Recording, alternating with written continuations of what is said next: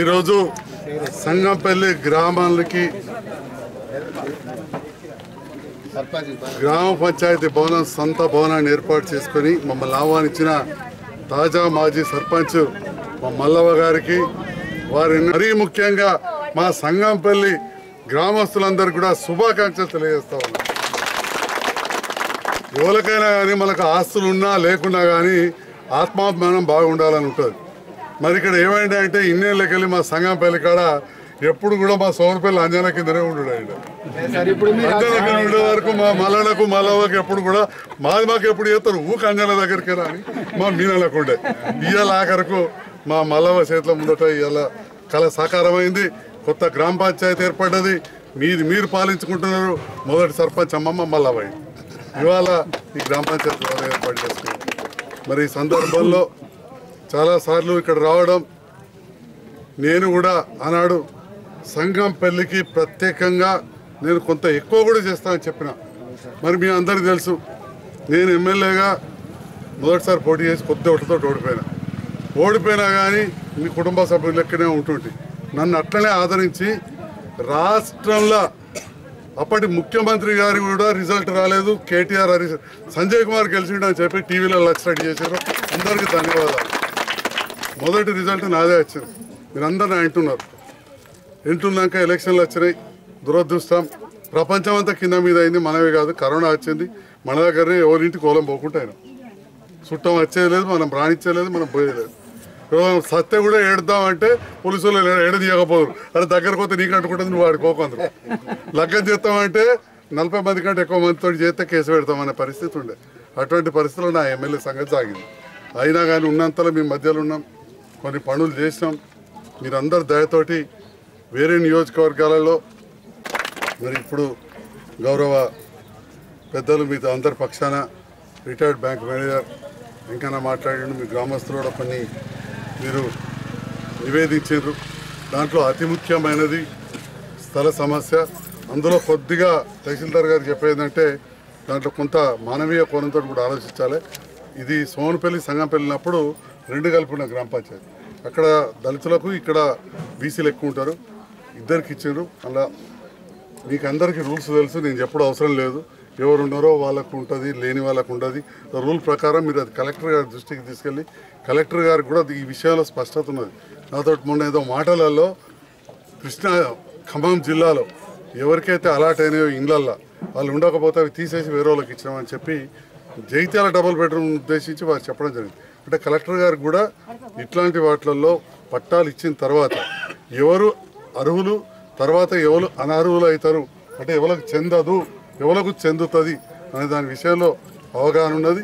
తప్పకుండా మీరు కలెక్టర్ గారికి ఇచ్చారు. ఏది ఇచ్చినా మళ్ళీ కిందికి రావాల్సిందే.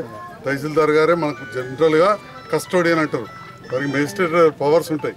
మన మండలం వరకు ఈ భూములను రక్షించాల్సిన చాలా విషయాలలో రెవెన్యూ డిపార్ట్మెంట్ ఉంటుంది. అందులో భూములను రక్షించాల్సిన బాధ్యత తహసీల్దార్ గారిది ఉంటుంది.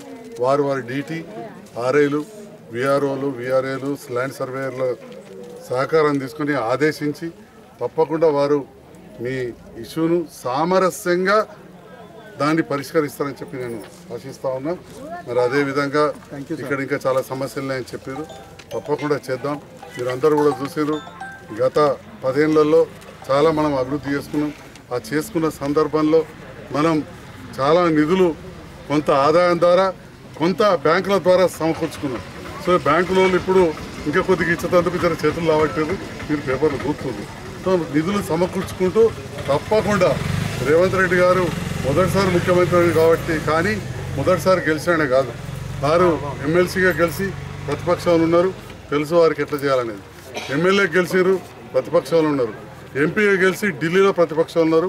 ఇప్పుడు అధికార పక్షం దిక్కైంది కాబట్టి తప్పకుండా వారి నేతృత్వంలో తెలంగాణ రాష్ట్రం ముందుకెళ్తామని చెప్పి తెలియజేస్తూ, వారి సహకారంతో, వారితో పాటు ఉన్న చదువుతోటి గౌరవ తాజా మాజీ సర్పంచ్ గారికి, గ్రామ పెద్దలకు అందరికి కూడా మరొకసారి విన్నపం. గతంలో ఏ పని ఉన్నా కానీ మరి సర్పంచ్ గారు చెప్తుంది. ఇప్పుడు కొంత గ్యాప్ ఉంది, ఎలక్షన్లు కొద్ది టైం ఉన్నాయి. మరి ఇప్పుడు మా సెక్రటరీ గారి మీద, స్పెషల్ ఆఫీసర్ మీద అత్యంత బాధ్యత ఉంటుంది. చాలా గ్రామాలలో బుగ్గలు వెలుగుతలేవు, బతుకమ్మ కాటుకోయే తొవ్వలు కూడా సపకా లేవంటారు. ఇక్కడ సగం కంటే ఎక్కువ జనాభా మహిళలది ఉంటుంది. ఇక బతుకమ్మ పండుగ అతి ముఖ్యమైన పండుగ. వాళ్ళు ఎక్కడెక్కడ వాడకట్లలో ఆడుతారో అక్కడ కావచ్చు, పారిశుద్ధ్యం మెయింటైన్ చేసుడు, బతుకమ్మ మంచి కాడ కూడా అంతా శుభ్రంగా చేయాలని చెప్పి కోరుతూ, అవకాశం ఉన్నంతలో ఉన్నంత నిధులతోటి ఎంపీడీఓ గారితో ఎంపీఓ గారితో మీరు సమన్వయం చేసుకొని అవన్నీ కూడా బతుకమ్మ పండుగ సందర్భంలో చూసుకోవాలి. తర్వాత కూడా వీధి లైట్లు వేయడం, తర్వాత మళ్ళీ సర్పంచ్ అమ్మనే ఊర్లో ఉంటుండే, తెల్లారి 6 గంటలుగా వెలిగితే 4 పోయినా కటక బంద్ చేస్తారు. మరి ఏం జరుగుతుందో అక్కడ ఉన్నా కానీ రేపు అంతా రిమోట్ కంట్రోల్ సెల్ ఫోన్ ఉన్నది.